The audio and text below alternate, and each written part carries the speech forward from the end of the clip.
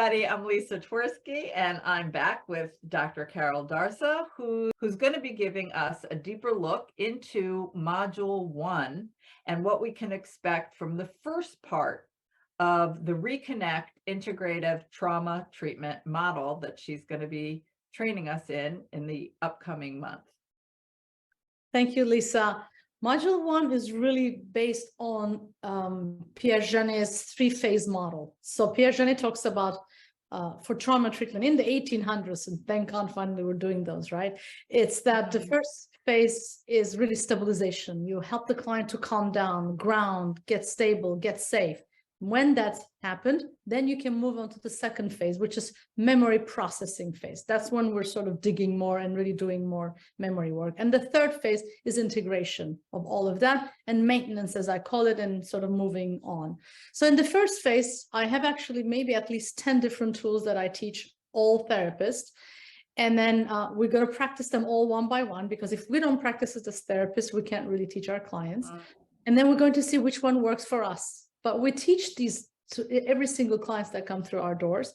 So then we have really good tools of how to stabilize it, how to ground them, how to deactivate them before we go into ever a second phase.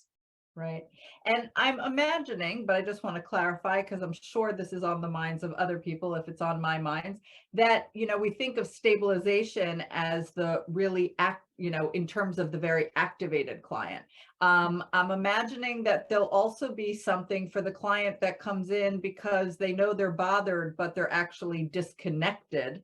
They still need stabilization, but they maybe don't feel it, or it doesn't feel like it in the room as much. Will there be some of the tools or skills or exercises that are really going to be geared towards those clients that are needing stabilization but don't really know they need stabilization because they're so disconnected?